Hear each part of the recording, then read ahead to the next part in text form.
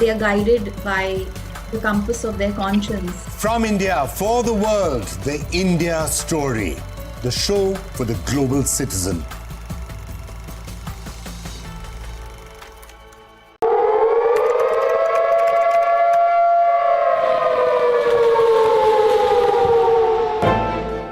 You don't know how to fix the holes in our ozone layer. You don't know how to bring the salmon back up a dead stream. You don't know how to bring back an animal now extinct. And you can't bring back the forest that once grew where there is now a desert. You have ignored us in the past and you will ignore us again. We have run out of excuses and we are running out of time. Show us your faithfulness. Show us your trustworthiness. Show us your honesty. Prove us wrong. We desperately need you to prove us wrong. God help us all if you fail to prove us wrong. God help us.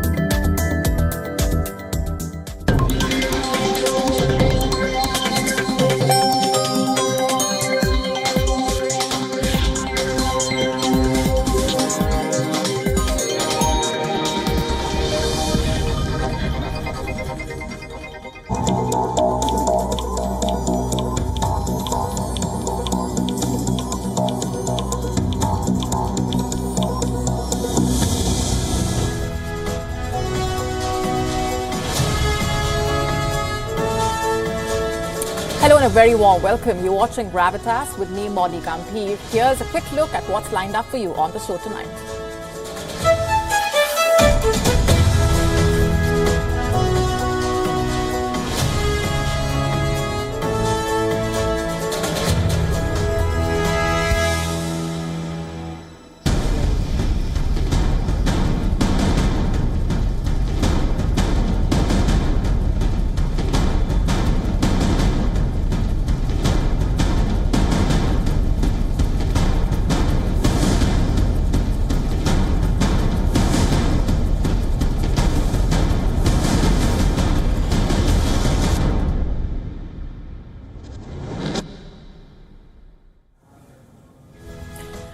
Our cover story tonight on Gravitas is about a real threat that is now making its presence felt with greater frequency. Let's talk about what happened earlier in the day. 2 earthquakes struck Nepal and those in India felt the impact. But that is just one part of the story.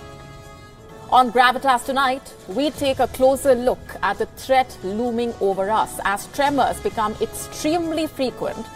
Is the Great Himalayan Quake on the horizon? Also, how much time do we have and how prepared is the region to deal with this? We tell you all that you need to know. We dig deep and tell you why the developments of today have far-reaching implications for all of us. Also on the show for you tonight, Pakistan is snubbed by its all-weather ally China. China will not be funding fresh CPEC projects in Pakistan. We tell you what's brewing. We also get to the story of complete lawlessness in Britain and how Britain is failing to curb the shoplifting epidemic and going to desperate measures. A study throws light on how Prime Minister Modi's Mann Ki Baat show transformed lives. We get you what the study found. Can you imagine building a mini Rolls-Royce for only $540? A man in India has made that possible. We get you his story.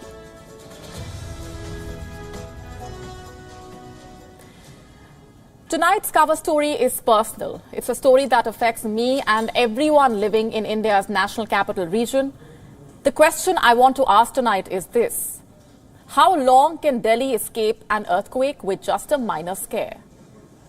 A little past 2:30 p.m. this afternoon, India's national capital felt strong tremors. In fact, the Gravitas team had just sat down for the daily edit meeting when the room started shaking, the table started trembling. We had to run and evacuate. Half an hour later, when we managed to resume the meeting, the team knew exactly which story we should be telling tonight. We had to tell Delhi's story. It's the story of a tragedy that's been in the making for a long time, an earthquake that will see Delhi and neighboring parts crumble, that will see buildings being reduced to dust. It's the story of the Great Himalayan Quake. How long before that quake strikes? Also, are these tremors taking us closer to that massive earthquake? And here's another question. How much time do we really have to prepare for the inevitable, or is it too late? Just have a look at what happened earlier today. 2 earthquakes struck Nepal. The first one hit at 2:25 p.m. to be precise. It was 4.6 on the Richter scale, and minutes later, the second earthquake struck. It was a massive 6.2 magnitude quake. The epicenter was in Nepal's Bajang district. There was panic. People rushed out of their homes and offices, and soon reports emerged of destruction, of damaged buildings and collapsed homes.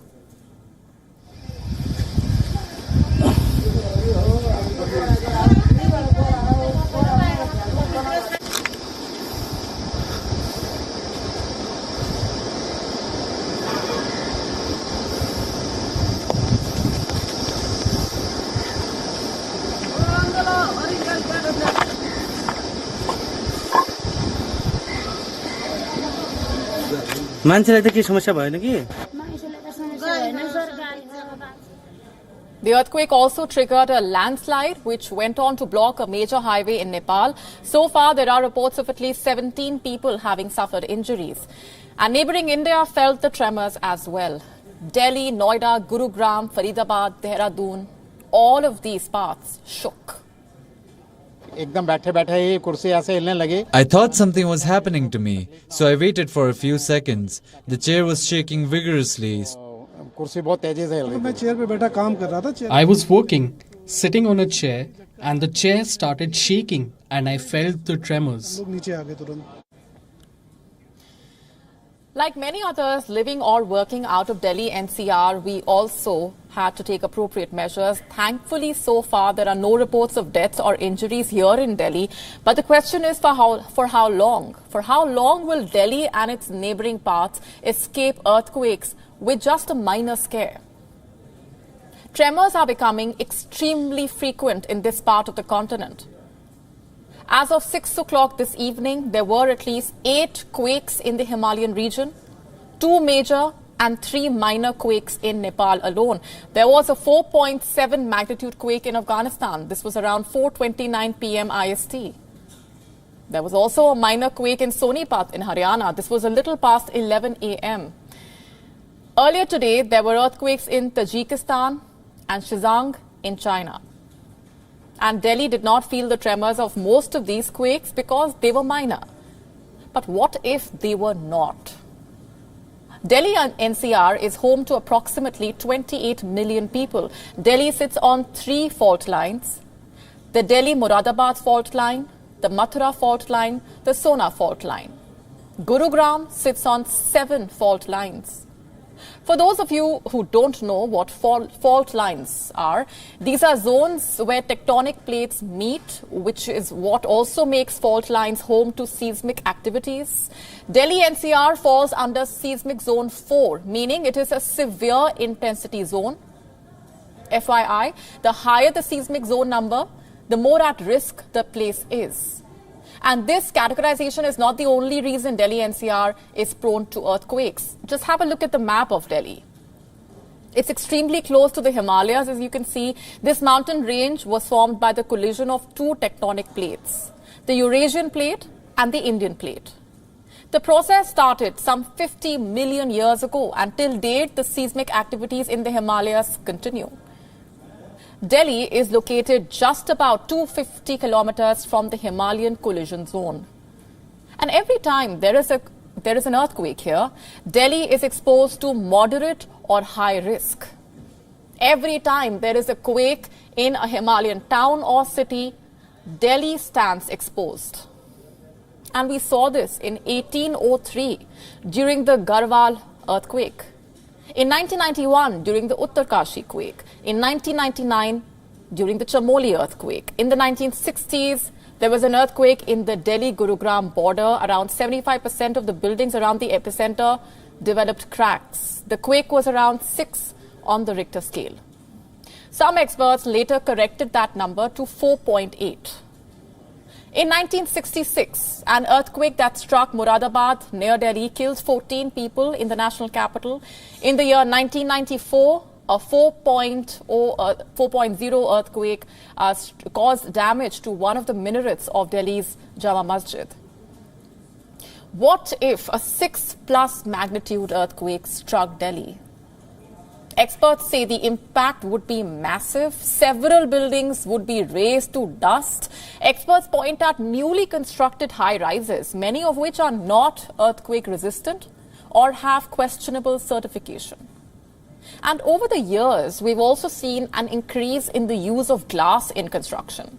And this is true especially for Gurugram. In the event of a major earthquake, these glass slabs are bound to crack and fall, injuring those who may have run out of the building for safety. One of the people injured in Nepal today, for example, was hit by a falling object. So you see what I'm talking about. When the mega quake strikes Delhi, among the worst affected areas would be neighborhoods along the Yamuna floodplains. East Delhi, the Lutyens area, which is home to India's parliament, the Delhi University North Campus also falls under the high-risk zones, as does the Delhi airport. Time for the bad news now. Seismologists believe it is only a matter of time before an earthquake of 8 magnitude or more strikes the Himalayan region. The Great Himalayan Quake has been long predicted. So how long before Delhi crumbles? No one can tell. But a Himalayan quake that affects Delhi is also bound to shake Lucknow. The Indian city is home to nearly 3 million people and congested neighborhoods. Across the border, Lahore and Islamabad also are bound to feel the tremors. In the year 2018, a scientist in Pakistan's Punjab University warned Lahore to prepare for more earthquakes. But is the city and its neighbors prepared? Over 13 million people live in Lahore. Their government has not ensured that buildings are earthquake resistant. Pakistan's building code is dated and it is often accused of underplaying its city's vulnerability to seismic shocks. And geological experts also point at faulty engineering.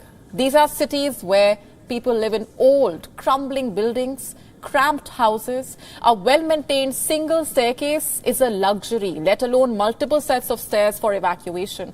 The alleys are narrow and unfavorable for rescue and evacuation missions. 9 people lost their lives in Pakistan in March when a 6.8 magnitude quake struck Pakistan and Afghanistan. Also, there is little or no earthquake drill. There are little or no earthquake drills in this part of the world. And this includes Delhi as well. When was the last time your office had a drill? When was the last time your child's school or your housing society had an evacuation drill? Do you know where the safe spots in your neighborhood area are? what awaits the Himalayan cities is a tragedy of a massive scale. And with every passing day and every tremor, you and I are inching closer to the Great Himalayan Quake. Inflation, debt, terrorism, political instability. Pakistan clearly has a lot on its plate right now. And add to that a snub from one of its closest allies, that's China. And what do you get? A slowdown in major economic projects, reluctance to commit more funds to Pakistan, a rejection of the proposal to expand the scope of the massive China-Pakistan Economic Corridor, CPEC. So what is the trouble that's brewing between China and Pakistan? Why is there trouble in paradise? Let's break it all down for you. In the latest, China has rejected calls for fresh Belt and Road projects in Pakistan. You heard that right. Beijing has turned down Pakistan's suggestions to expand the scope of CPEC by adding projects related to energy, climate change, electricity, tourism. Remember, CPEC, responsible for the $50 billion Pakistani component of the Belt and Road Initiative, is at the center of this issue. And not just that, China has also declined Pakistan's request to construct a 500 kilovolt transmission line connecting the southern port of Gwadar to the national electricity grid in Karachi. Now, it's important to remember that Gwadar port is a focal point of Chinese infrastructure investment in the region. Also, Beijing has reportedly pressured Pakistan to withdraw its objections to a 300 megawatt coal-fired power plant in Gwadar. Islamabad had intended to relocate this plant to a location where domestically sourced coal could be used rather than imported coal. You see, China is showing hesitation in deepening its involvement in Pakistan. And in light of these reports, the Pakistani government has tried to downplay Beijing's standoffishness. However, as China commemorates the 10th anniversary of the Belt and Road Initiative, Beijing seems to be increasingly discerning in its approach to expanding its influence and building infrastructure from Asia to Europe to Africa. But why has China, Pakistan's so-called all-weather ally, started distancing itself from its commitments to Pakistan? Well, isn't it obvious? Just have a look at Pakistan's condition. The country's economy is in absolute disarray, and while it has been 10 years since China and Pakistan joined forces for CPEC, the loans from its all-weather ally have failed to revitalize Pakistan's economy. In fact, China's own projects in Pakistan have significantly contributed to the country's growing debt. Pakistan, by the way, owes the majority of its external debt to China through the Belt and Road Initiative lending. But more importantly, according to the latest report, China is concerned about Pakistan's political turmoil since the former Prime Minister Imran Khan's government was toppled. And since then, the country has witnessed multiple bouts of civil unrest. And if that was not enough, terrorists have started to increasingly target Chinese interests, including an attempted ambush of engineers in August that was foiled by security forces. And this underscores Pakistan's worsening security situation as a whole. Not just that, terrorists executed a pair of deadly suicide bombings just last week. You see, Pakistan's recent surge in violence has also thrown a wrench into the investment climate. And Beijing is clearly getting worried about the safety of their personnel and their assets within Pakistan. According to local media reports, Pakistan has tried to ramp up security measures for Chinese individuals involved in CPEC projects, including deploying bulletproof vehicles for Chinese individuals. But there are deeper issues that Beijing finds unsettling in Pakistan. According to reports and experts, there are multiple reasons for Beijing's reluctance. But political instability sits at the top of the list. The Pakistani political elite often treat CPEC projects as tools to bolster their constituencies during election campaigns rather than fostering genuine economic collaboration between Pakistan and China. And as the country prepares to head to the polls at the end of January, these concerns only add to the complexity of the situation. Pakistan has proven to be an inherently unstable political entity. Over the years, China has witnessed enough to understand that the prospect of Pakistan achieving stability and consistent economic growth is, unfortunately, a distant and uncertain one. So what are the key takeaways here? Number one, China is growing increasingly concerned about Pakistan's worsening domestic situation, especially in a post-pandemic era. This situation is posing greater challenges to CPEC. Political infighting has emerged as a significant obstacle to this mega project.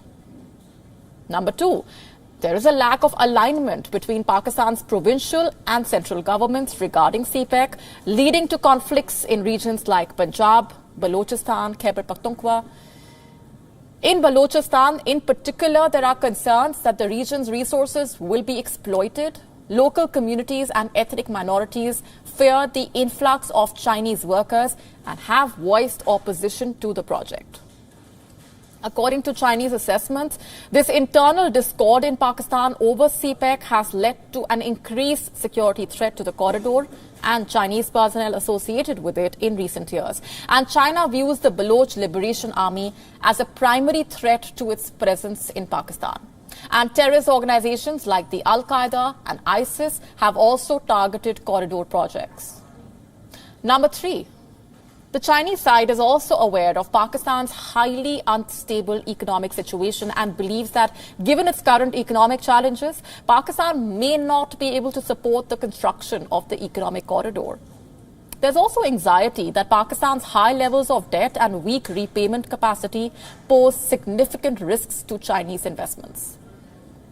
In the light of these developments, there seem to be only storm clouds ahead for the all-weather allies. But while economic cooperation may be faltering, there is one area where their ties remain robust, and that's their anti-India nexus. China is set to host the third Trans-Himalayan Forum for International Cooperation in Tibet, near Arunachal Pradesh. Notably, Pakistan's foreign minister will be in attendance alongside Mongolia and Afghanistan. This week's event takes place in Tibet, a mere 160 kilometers from India's Arunachal Pradesh. The forum, established in 2018, aims to foster deeper practical cooperation among the member nations on various topics, including environmental protection and geographical connectivity. And the last in-person meeting occurred in the year 2019. However, this meeting occurs against the backdrop of strained ties between India and China due to the ongoing border dispute, of course. The convergence of China and Pakistan in their anti-India stance remains a constant.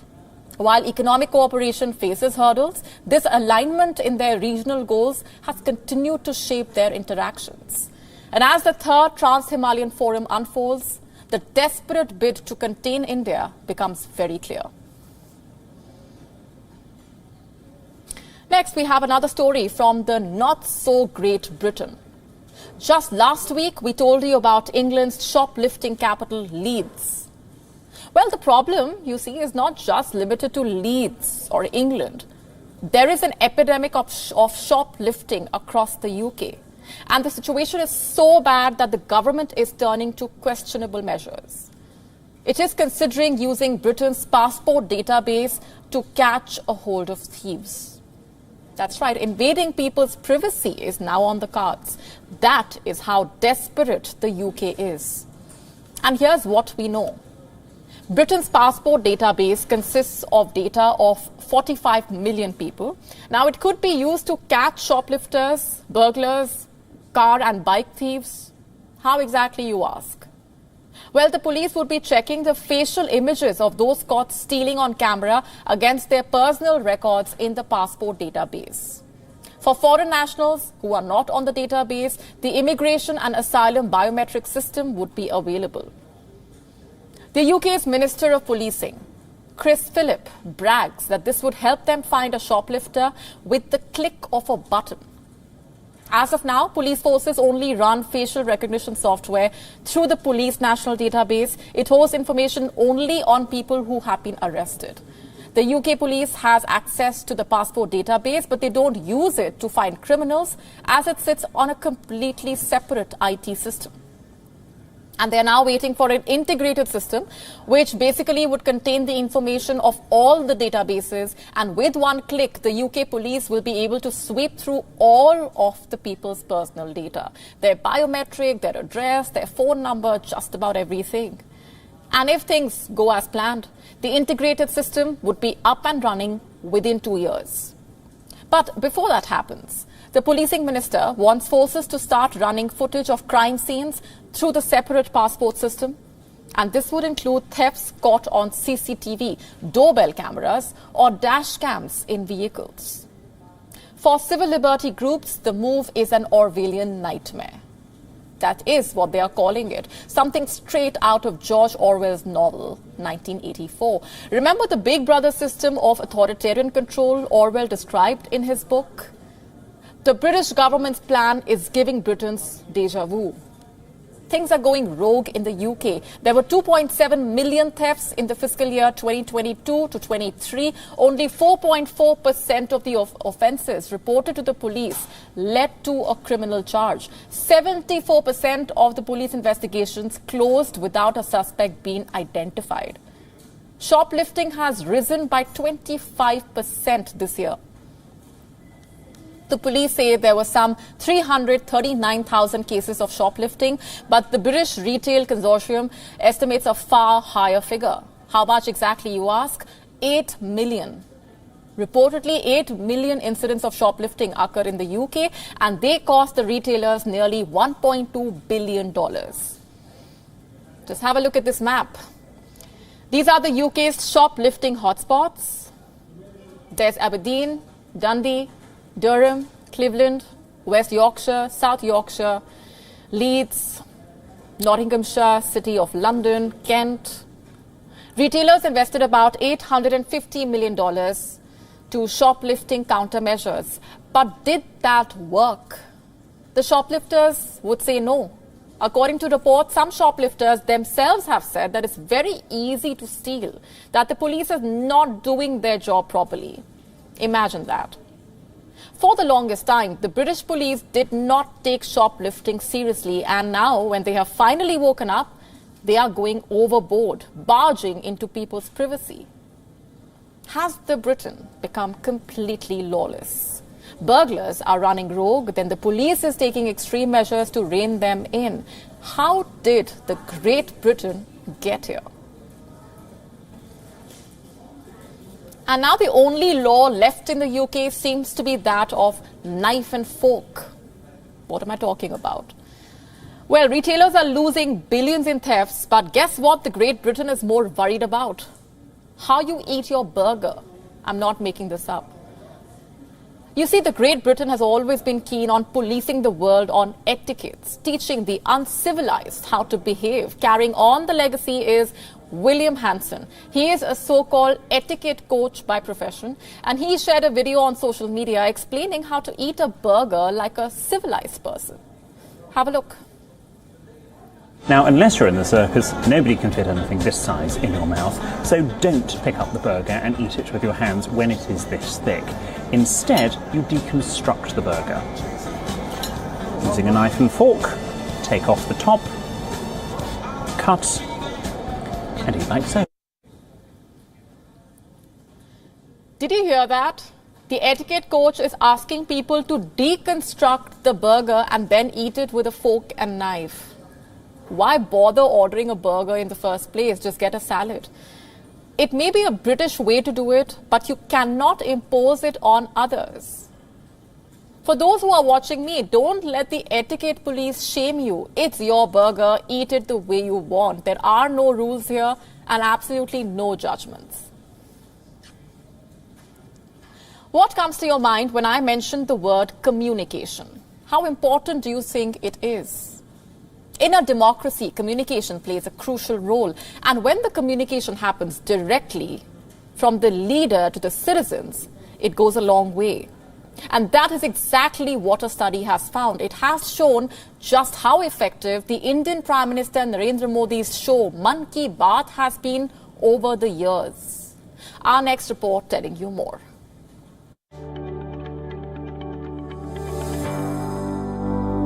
मेरे प्यारे परिवारजनों, Namaskar. Mann Ki Baat, the Indian Prime Minister Narendra Modi's monthly radio show. It has completed 9 years. It has been a journey which has seen several milestones, and now a study by IIM Bangalore and the State Bank of India has found that the monthly broadcast succeeded in popularizing several policy initiatives. The study analyzed the impact of 105 episodes of the program in the last 9 years and looked at the lasting impact of the changes made possible by the strong medium of communication, Mann Ki Baat. Not just that, it also analyzed the policy implication of Mann Ki Baat. This was done through natural language processing, or NLP. The Indian Prime Minister's post on the platform X, formerly Twitter, said, "It is amazing how we have celebrated several life journeys and collective efforts through this medium." The results of the study are interesting, to say the least. For example, the Beti Bachao, Beti Padhao scheme, launched in January of 2015, gained traction in Google search's popularity after Mann Ki Baat in January 2015. It further gained Google search's popularity after continuous Mann Ki Baat mentions for 2 years. Another success story is that of the Sukanya Samriddhi Yojana, a small deposit scheme of the Government of India meant exclusively for a girl child. It was launched as part of the Beti Bachao, Beti Padhao campaign. Approximately 36 million SSY accounts have been opened with outstanding deposit of around Rs 2 lakh crore. According to the study, Khadi also gained popularity. There was a rise in Khadi sales and production. Google searches related to Khadi went up. Prime Minister Modi started Mann Ki Baat on 3rd October in 2014, and it has seen unparalleled success. The program is broadcast on the last Sunday of every month at 11 a.m. on All India Radio and Doordarshan. Its reach is massive. Earlier, a survey by IIM Rohtak found that more than 100 crore people have listened to Mann Ki Baat at least once, while 23 crore people are regular listeners of the monthly radio broadcast. According to the survey, the most liked characteristics are that the leader sets an emotional connection with the audience, the leader is powerful and decisive, has sympathetic and empathetic approach, and directly talks to the citizens and guides them. And the results are for everyone to see. There are clear signs of how the Mann Ki Baat program has emerged as an effective tool of communication and how communication can truly change lives. Bureau Report, WION World is One.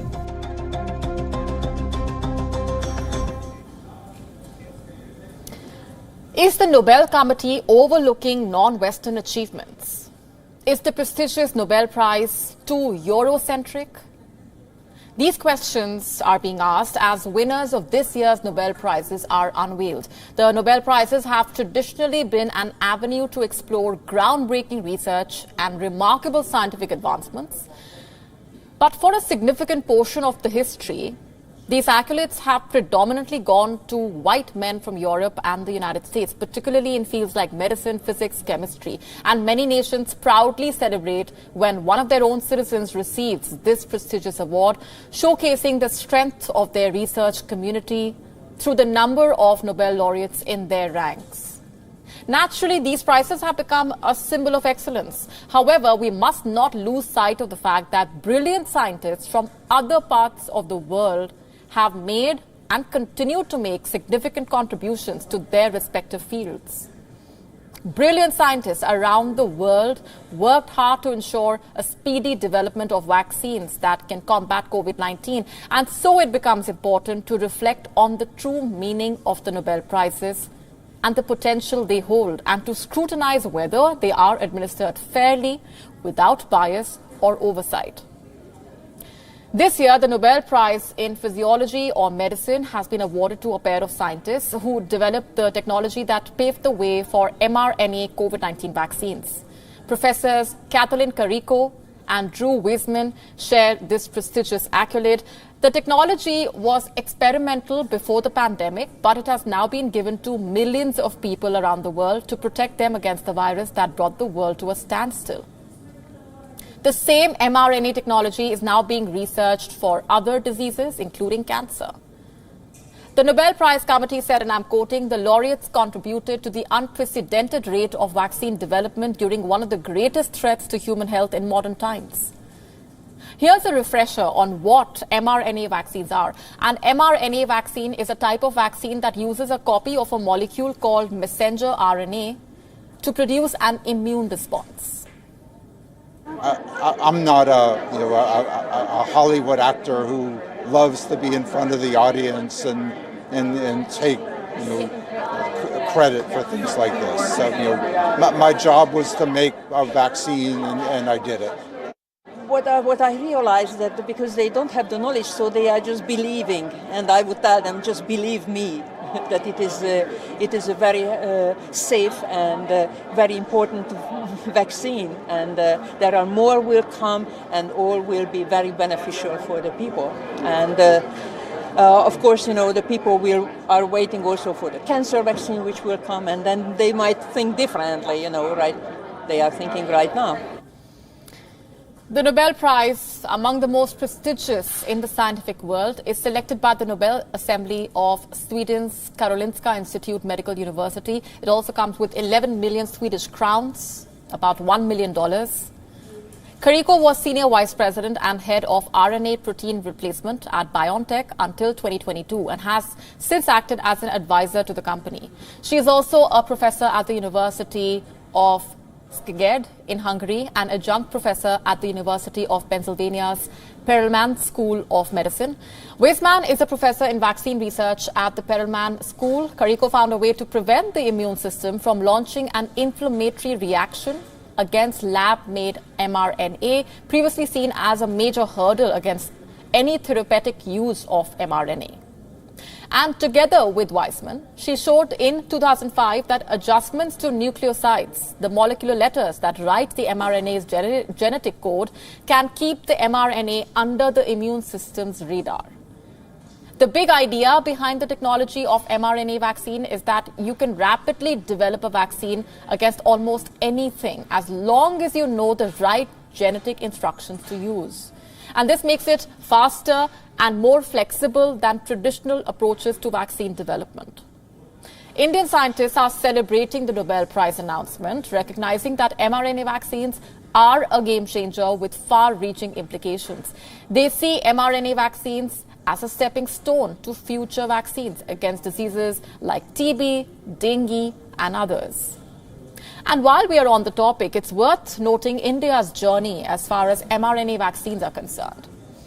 Genova Biopharmaceuticals, based in Pune, introduced India's first mRNA-based vaccine, Gemcovac 19, in 2022. Additionally, Gemcovac a booster tailored for the Omicron variant, was launched early this year. And by the time these vaccines arrived, the majority of the Indian population had already received COVID-19 vaccinations through Covaxin and Covishield. It's crucial to recognize the significance of these India-made vaccines. India's monumental nationwide vaccination campaign saved over 3.4 million lives and eased the immense burden on the healthcare system. As of the first week of December 2022, India supplied more than 282 million vaccine doses of vaccines to 101 countries and 2 UN entities. And while the Nobel Prize recognizes the pioneering work of mRNA vaccine developers, one cannot help but wonder if India-made vaccines also deserve global recognition. The impact of Covaxin and Covishield in the fight against COVID-19 in India and beyond is undeniable. And as we reflect on this, perhaps it's time to consider the global recognition that these vaccines have rightfully, they rightfully deserve. Shifting our focus to China now. Do you usually need a fresh cup of tea in the morning? Is that how you start your day? Do you have a favorite kind of tea? Well, if you like milk tea, you may not like what China has to say. Chinese researchers claim that drinking milk tea can cause mental health issues. In fact, a study shows that the beverage could even lead to having suicidal thoughts. Let me remind you, we are talking about a drink that a majority of the world consumes and is known to have several health benefits. Why haven't we heard of tea-induced depression?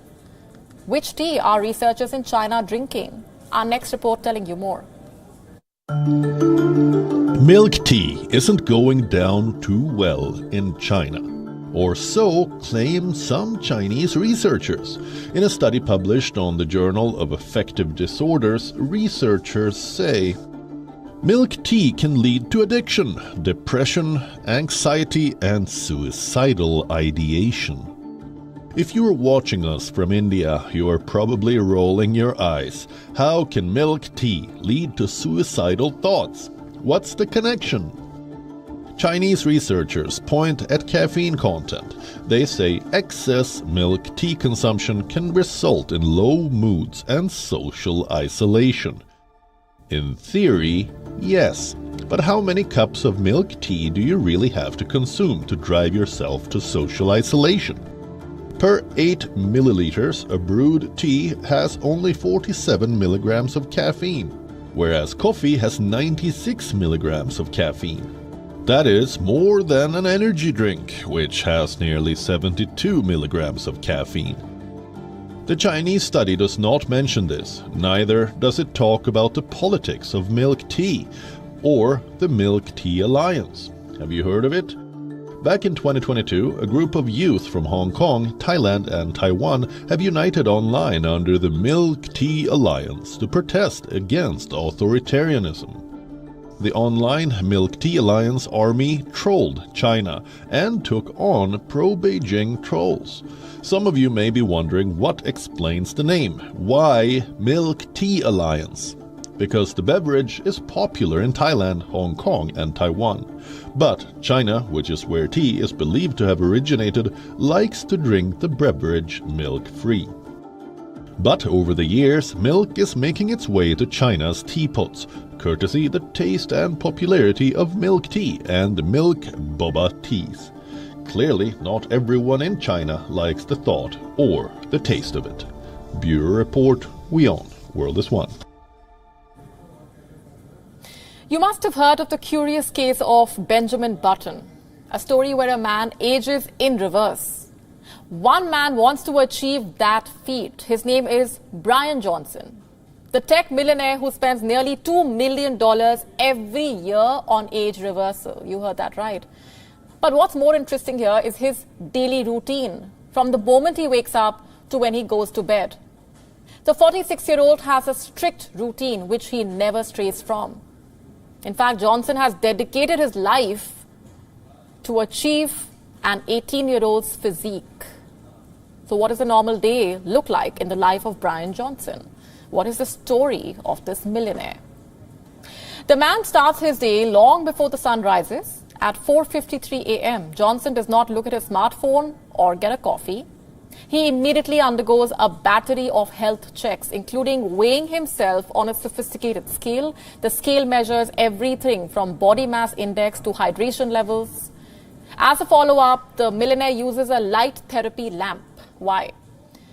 The therapy resets his rhythm and monitors his inner ear temperature for body changes. You will also notice two peculiar devices in his bedroom. The first is a laser face shield, which measures his collagen growth. What is collagen? It's basically a fiber-like structure which makes connective tissues. It's a protein responsible for making healthy joints and maintaining skin elasticity. The second device measures his nighttime erections, a key marker of sexual and cardiovascular health. The 46-year-old focuses and follows a regimented diet and eats exactly 2,250 calories between 6 a.m. and 11 a.m. He does not name his meals like breakfast, lunch, dinner. Johnson instead calls them meal 1, meal 2, meal 3, and so on. The kitchen counter also serves as a stage for supplements. Johnson ingests a staggering 111 pills each day. And that's not all. He also takes pre-cataract eye drops and a special nose stimulation. Now let me ask you, how many days do you work out? Twice, thrice, maybe 5 times a week? Johnson works out 7 days a week, including 3 days of high-intensity workouts. His exercise routine is a combination of weights, planks, stretches. He manages to carry nearly 360 kg weight during workouts. After going about his regimented day, the millionaire hits the sack before most people do at 8:30 p.m. Johnson says, and I'm quoting, "I've built my life around sleep. That's the opposite of cultural norms. Most people will blow their bedtime if they want to go out with friends." In the pursuit of age reversal, Johnson has had to make sacrifices like staying single and not look for a partner. The 46-year-old admits that his strenuous schedule is not partner-friendly.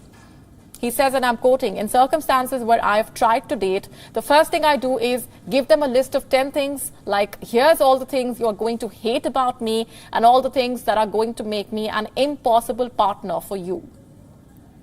Another thing that interferes with his social life is that he does not drink. Reports say that earlier the millionaire liked to relax with a glass of wine, but now he's a teetotaler and avoids the extra calories.